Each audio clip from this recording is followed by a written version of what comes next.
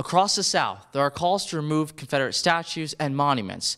New Orleans is in the process of removing 4 statues, as the state of Louisiana passed a bill to protect the statues' removals.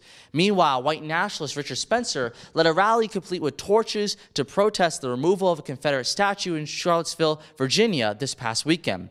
So what's actually going on over here? Well, one side thinks it's racism. The other side thinks these statues are heritage. Meanwhile, most people, like myself, don't really care about this issue. I'm sympathetic with those people who don't care about this issue. But if I had to pick a side, if I actually sat down and thought about this issue and I had to pick a side, I lean towards keeping it up.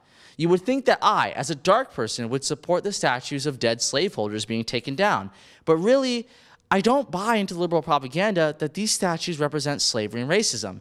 Instead, I'm positive that these statues represent the South, which had slavery and racism, but also the South had art, music, culture, and life. The South is so much more than their past sins, and that's important to understand.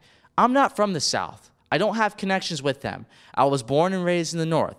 But if I was born and raised in the South, I would have connections with these statues. I would like these statues.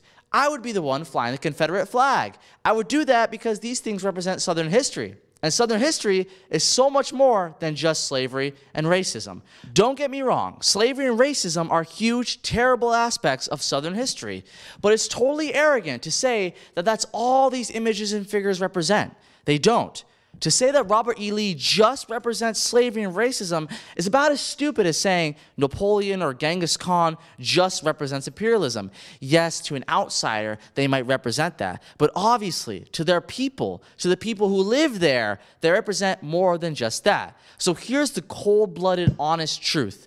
You see what you want to see. On one extreme, the statues are a symbol of a better time. On the other extreme, the statues are a last stand for bigots. But if you're not fucked in the head, you see these statues as one of two things.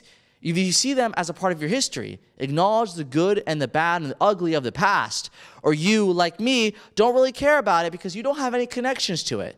I say, for those people who do have connections to the South, and thus these statues, keep it up for them.